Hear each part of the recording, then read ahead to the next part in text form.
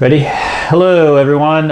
So anyway, it's been asked of me by request that students wanted to know, they wanted to see how to start out, how to begin drawing your self-portrait.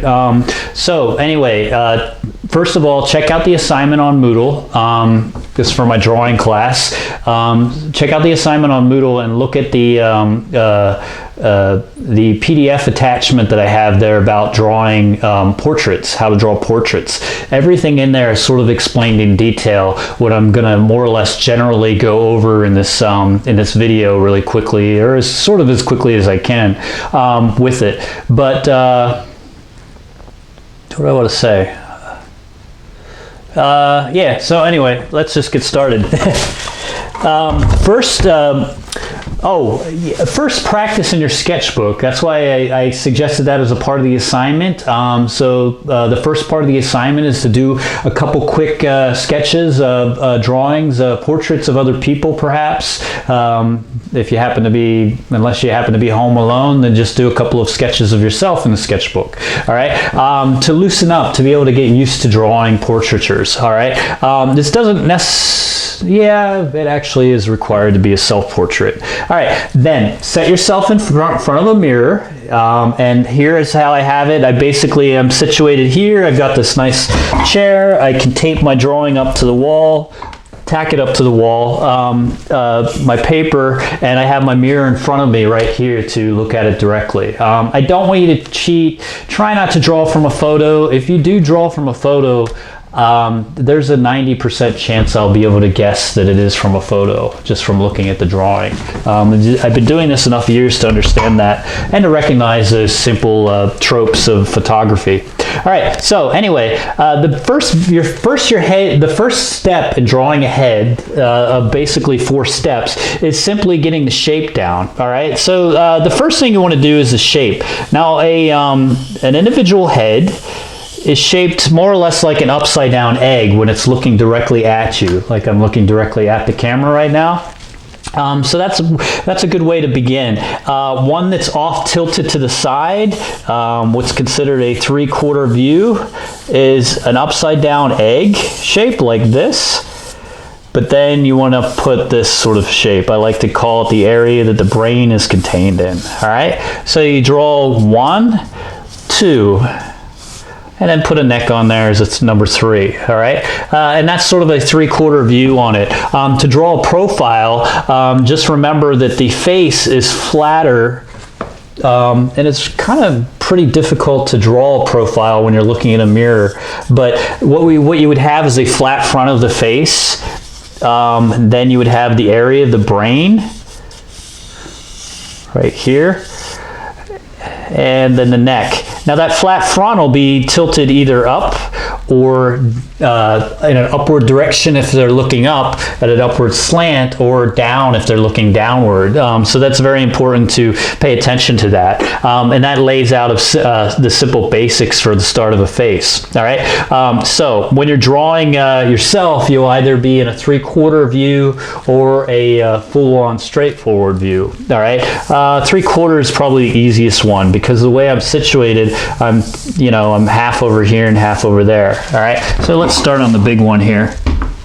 All right, also in that tutorial, that PDF step-by-step instructions, it talks about composition, and that's the first thing to think about. How do you lay out a portrait? If you're drawing at 18 by 24, like I am right here, I want the head to take up most of the space, all right? So I may actually end up drawing the head much bigger than what it appears to be, all right, instead of just actual life size. That way I can sort of give myself enough room to work in all the details. All right, so just gonna start this out here. I'm using Vine charcoal to start with, and right off the bat I'm getting off the other direction. All right, find your position. I'm 3/4 view, so I'm laying it out in that direction. Step 1, drawing those shapes, all right? I'm getting kind of dark and sort of messy, but that's all right. I can always clean this up a little bit later as I work it out, all right? So then I'm smearing the charcoal around on the paper and already building up a tone, which then I can utilize my eraser to sort of build out of. All right, so this is my sort of view that I have here, 3/4 view. And you have to remember while you're looking at yourself to set yourself up back in the same position that you were each time you look. And then you have to look back to the paper. It's a little tricky. All right, now first thing to notice is there's other standards about any face when you're doing a layout. First is centering. Then I'm in a 3/4 view. I'm looking off to my one side, so it's off to the right instead of perfectly centered is my center line. All right, so I'll draw that in there. Just like this. And I'm only making it extra dark so that you can see on the video camera. I'm not sure how the video is coming out with this, but all right, so this is the very top of the head, this is the very bottom of the chin, all right? From the very top of the head to the very bottom of the chin, the second line that's standard is your horizontal line that goes across the figure, and that's demarcated by the center of your eyes. Truly speaking, if you look at this, when I do this, and mark, and I bring it up there, it's 1/2 the distance from the top of the head to the bottom of the chin. That's standardly what it's like on every person. How do I know that? Well, a lot of it, well, because if you look at somebody really closely, you'll see it. All right, that this is about the same distance here. All right, that's standardly on every human being. So it's an easy place to start. So when you're placing that line, you want to place it center of the head from the top to the bottom. And I can use my fingers here as a measurement device to do that, lay that out. All right, now that's right with the pupils of the eyes. Okay, because this head is rounded and you want to accentuate the shape of the head itself as you're drawing it, you'll make that line sort of curve back around the back part of the head there. All righty.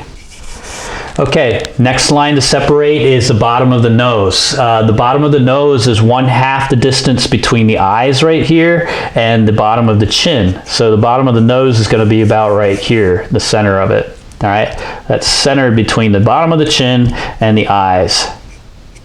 You can check that out. Let's move it up a little.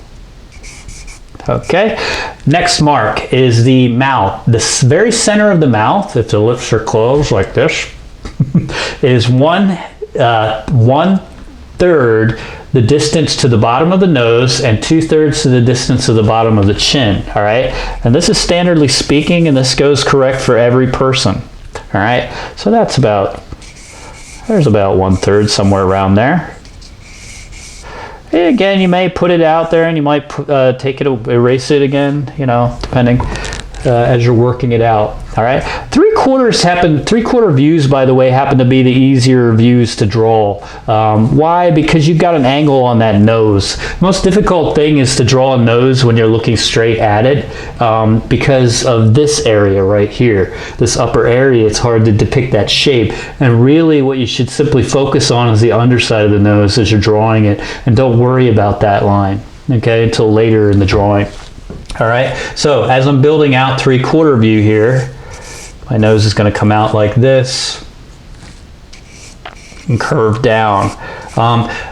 The trick to drawing portraits, which are incredibly difficult for first timers, or they can be, is just simply to pay attention to everything. Pay attention to every little detail you see in the face as you're working it out. So first thing I did was build out the nose there, and then I'm going to find the pupils of the eyes and figure out their distance right here.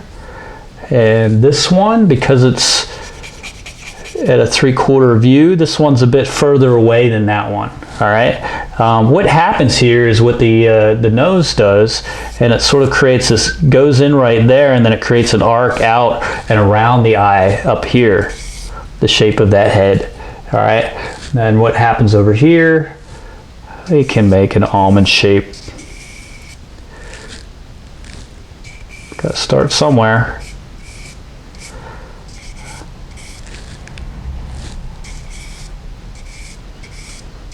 Those are sort of basic almond shapes for the eyes. Again, make a practice page on your sketchbook of eyes and noses and mouths to see exactly how they're drawn, and use that PDF to help.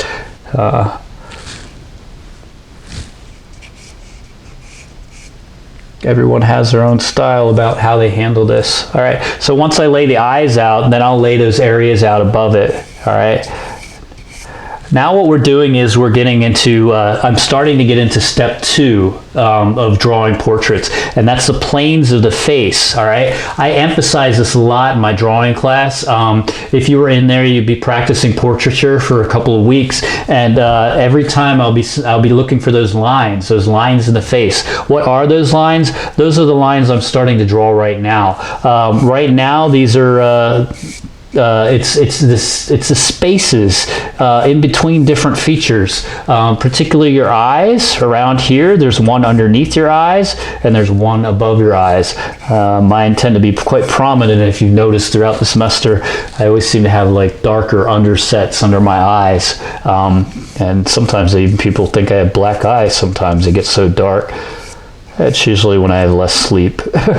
But it's important to draw these shapes, see these shapes and draw them, all right? They're the planes that are in the face, and they're very, very important. Like I said, they're also in that handout. It talks about the planes and the shapes in the face, or building out the shapes of the face. All right, that's what you're going to do. And then figuring out those planes is going to tell you where this eyebrow is right here, and this one over here. I know exactly where that's positioned because I moved out directly from the eyes themselves into the next form. I'm noticing my eye seems a little big. I'll bring it down a little bit in size and gradually move out to other shapes. All right, so now from here, let's look at the underside of the nose.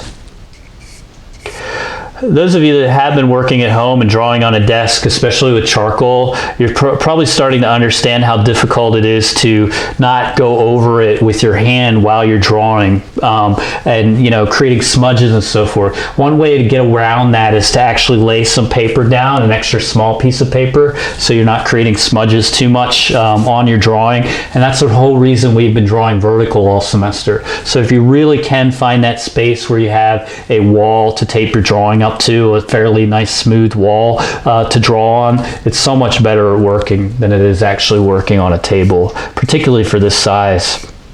All right, so now I'm going to go down to the divot right here above below my nose and above my lips. All right, I'm going to look at that and see what that looks like.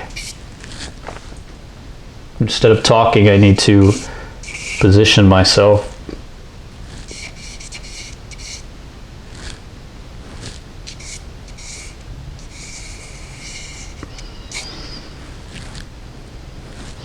And I don't have very much lip myself, so there's not much lip there to draw. All right, other important space right underneath that, there's another shape that happens, the inset right there.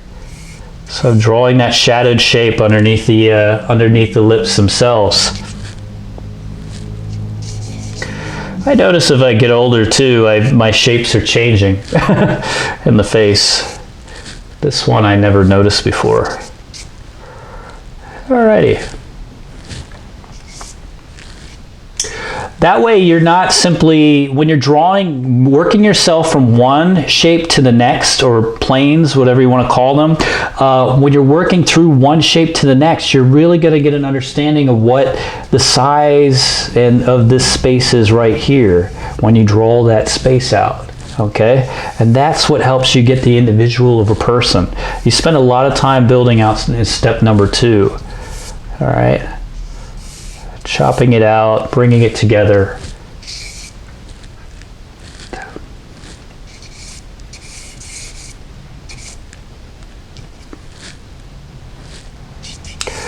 It's important because here's a huge gap. Trying to get back there to figure out where to place that ear, way back there. Well, if I continue to do this, if I continue to look for the shapes in the face that happen, I will have an easier chance of getting back to that space. All right, so I'm going to draw from here, and then I'm going to move my way out and look at the distance here, and then I get back to the hairline. Up here on the forehead, there's a fantastic line here that's usually determined by your muscle, the way your muscles go in your forehead. Those people that are lucky enough to raise one eyebrow or the other, you know, individually, you got strong muscles here, and it's also a very nice, nice line, I think. I look forward to getting older when I get this nice wrinkle, and I'm hoping I get a nice wrinkle that sort of lines down at an angle, you know, in the face to really accentuate that sort of look to it, you know, because I love this line right here that happens. Okay, unfortunately I can see some other lines coming in, ones that aren't as exciting. By drawing all these little shapes here, planes of the face, I'm able to get up to the hair, all right, the hairline.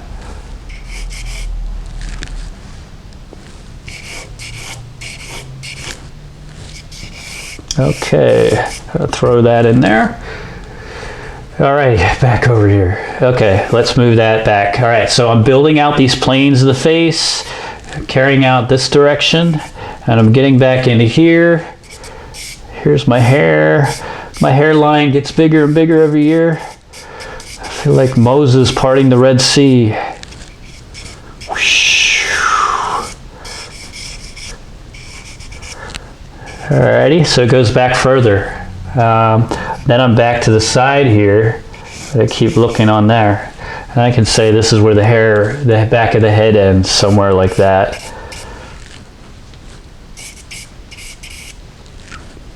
My hair's a mystery to me now. I just cut it. When boredom sets in from being stuck at home, we start to do crazy things like cut our hair. Next week you'll probably see me with green or purple hair or something. Dun, ta, da. Alrighty, laying down the back of the head. And I can find the placement of the ear. There's a sideburn there.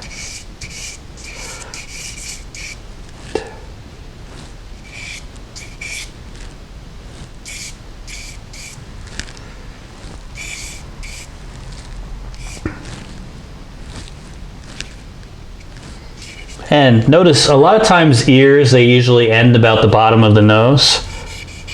All right, right there. So you can almost bring a line back to that point and it'll be lined up. And they also raise to about the height of your eyebrows. All right. This is stuff you'll notice while you're drawing your face. All right, while you're drawing your portrait. Okay. Notice these shapes are getting me back there. So I didn't just sort of place this here and then guess where I was going to stick an ear. All right, I worked it back by drawing all these little individual shapes. How else will help you see those shapes?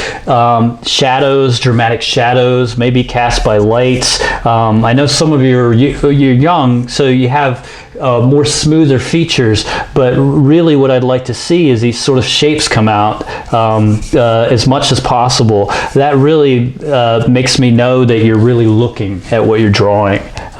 You're understanding those shapes. Don't sit there and try to just put an eye here and then put another eye here and then say, oh, there's the bottom of my nose. Oh, this is where my ear is.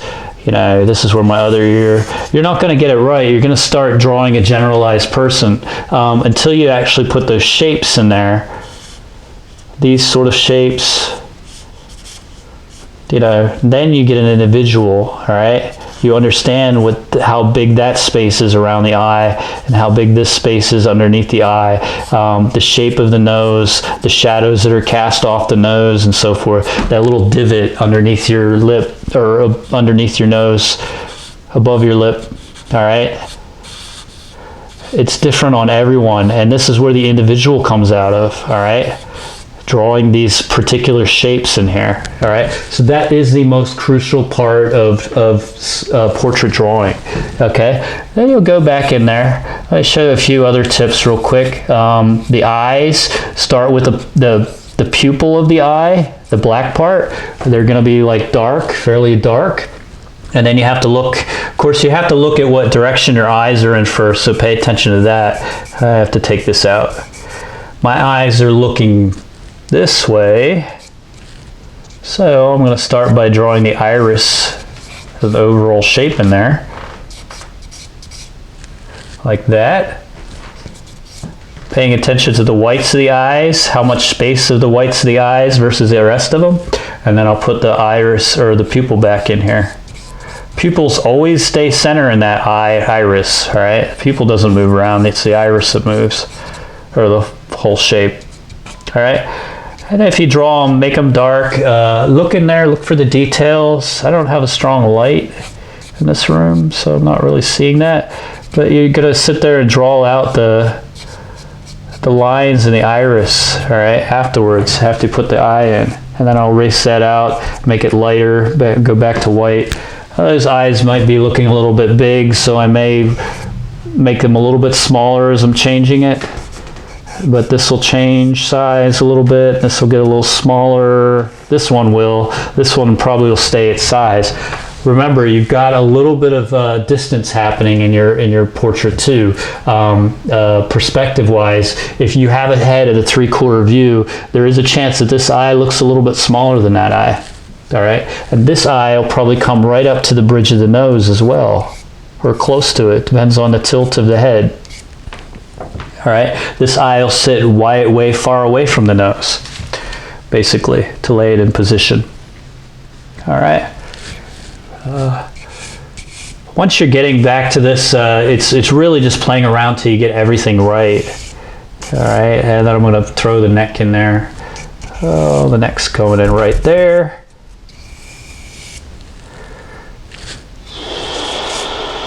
Let's get some shirt into the picture. All right. Looking at this overall, I'm sort of happy about the composition and where it's laid out. If not, I might erase the whole thing and rechange its position. All right. Here's one thing that I mentioned in the PowerPoint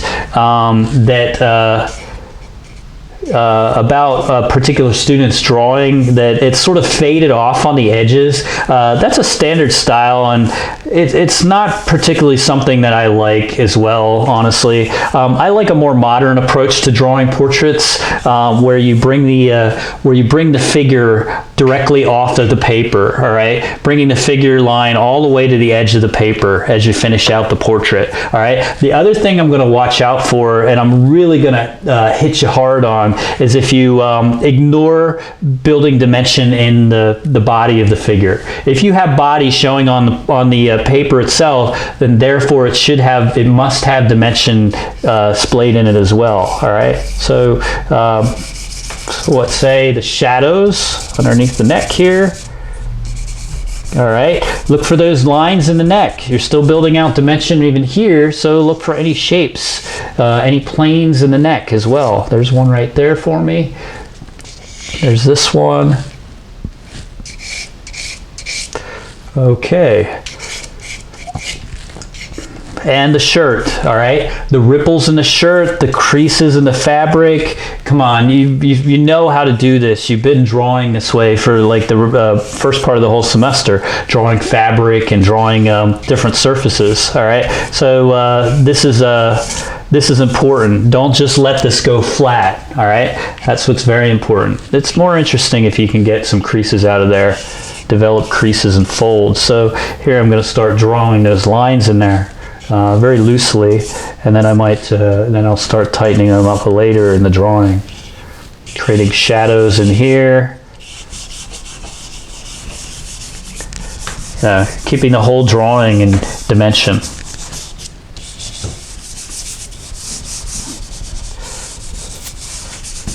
See that? Just with a brush of the hand across it, you can sort of do that. If you don't have charcoal and all you have is a pencil, hopefully you have an eraser of some sort. Use your eraser to do this sort of same thing, to sort of smudge around the drawing, to really bring it together.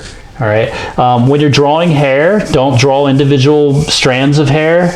Draw it as a solid form. You may see some strands of hair in there, but a lot of my hair is in darkness, and so there's some dark shadows in it. It's more or less suggested, not.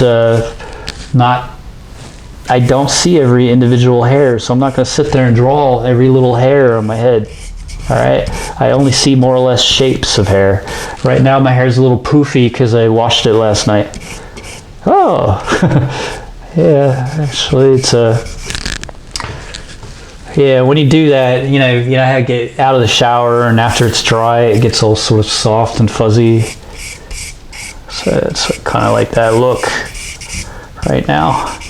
All right, but that's how you do it. Gradually build up, gradually work away. I'll make some of these lines disappear as I finish out my head, but I will know that they're in there to understand the shapes of the face. All righty. And to keep working on this to develop it as a portrait. There you go. All right, that was a long one. Good luck, everyone. Just remember, if you have questions or if you need help while you're working on your drawing, take a snapshot of it with your phone and email it to me, and I'll get back to you. I've been checking email every day now, so I'm looking forward to hearing you while you're working on it. If you have any questions, please email me. Thank you.